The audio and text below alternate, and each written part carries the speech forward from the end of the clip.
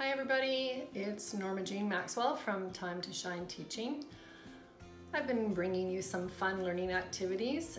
Today I wanted to talk a little bit more about my journey. We spoke before about my oldest son, and he had some learning challenges when he was younger due to hearing loss during all the formative years. Today I want to talk about my youngest son. He has a diagnosed learning disability. It's processing issues, written output disorder, executive function disorder. He's graduated now, hallelujah. But I want to talk about when he was younger. His teachers in like grade 1, 2, 3, actually all 3 grades, suggested to me that he was ADD. They wanted me to go and get him tested. So I took him to a pediatrician who had me fill out a questionnaire that asked, you know, does he do this? And the answers were either never, seldom, sometimes, always, and I just had to tick the box. The same questionnaire was given to his classroom teacher, and she put down her perspective.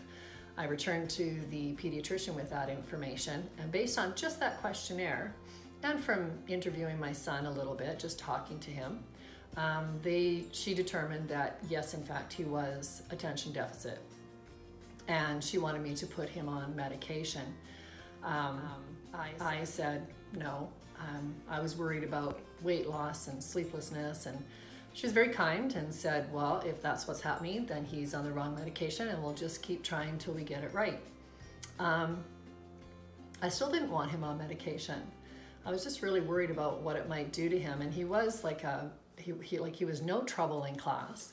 He was a very pleasant, kind-hearted child, stood up for all the underdogs, and he made me proud in many ways. The fact that he wasn't paying attention in class was worrisome to me, but I didn't really think that he was ADD. And this is where, as a parent, you kind of have to go with your intuition.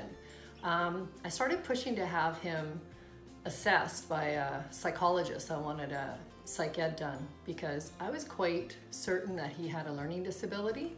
It took me until the end of grade 6 to get one for him, but when he finally had it done, it did come back showing that he had these disabilities.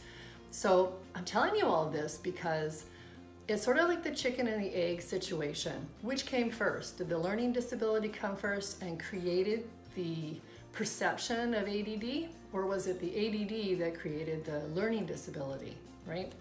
In my son's case, it was the disability that was making him present as a child with attention deficit disorder.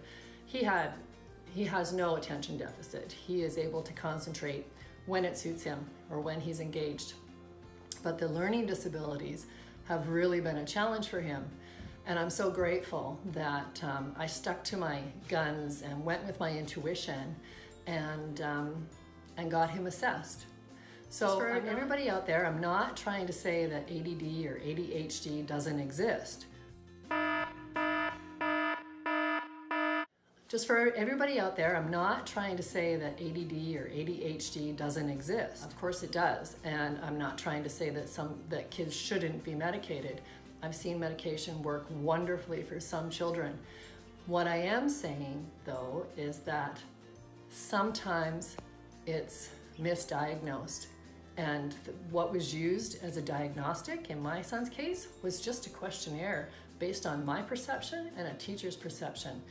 And so I just caution you to really think about it and maybe dig a little deeper and see if you can find an alternative to medication, or see if there's an alternative reason behind the behaviors.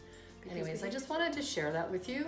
I think it's important because there's a lot of parents out there that are in the same boat that I was, and having that psych ed, first of all, it laid to rest my fears. It presented him with modifications or adaptations, especially going into high school, which really made his high school experience way, way better. And it will stay with him when he goes into university or college.